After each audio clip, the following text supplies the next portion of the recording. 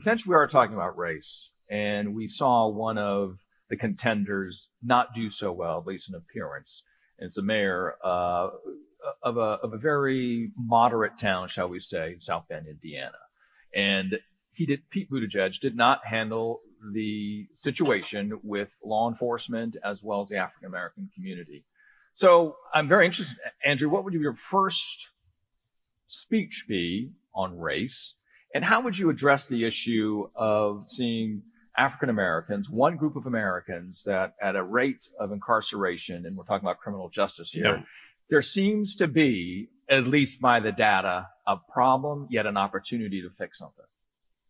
Well, what I speak to African American groups fairly frequently on the campaign, and what I tell them is, I say flat out, it's like, look, I know what it's like to grow up and not be white in this country, but I have no idea what it's like to grow up and be black in this country, because that's a whole other set of experiences.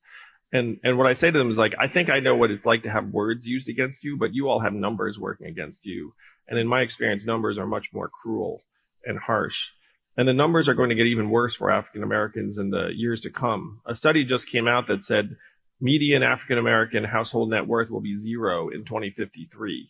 And you ask, well, why is it going to go to 0? It's going to go to 0 because if you think about the technologies that are coming online, it's going to get rid of retail workers and truck drivers and clerical workers. And the first people that are going to get pushed out of the workforce are going to be people of color, people with lower levels of education, people with lower levels of capital and resources.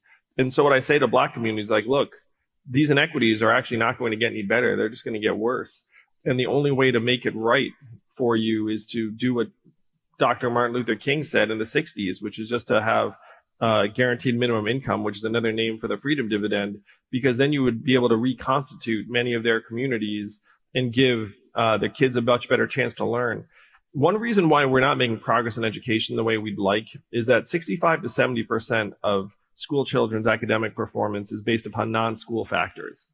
Things like words read to them when they're young, household income, stress levels in the house, type of neighborhood, all these things that schools can't really control.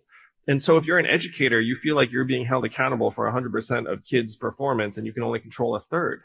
And, you know, people in our community, I think, frankly, kind of sense this, because, like, our parents are, like, focused on us. I don't know, but, like, the summer, it's like, you don't get summers off. You know, it's like time to find something else to learn.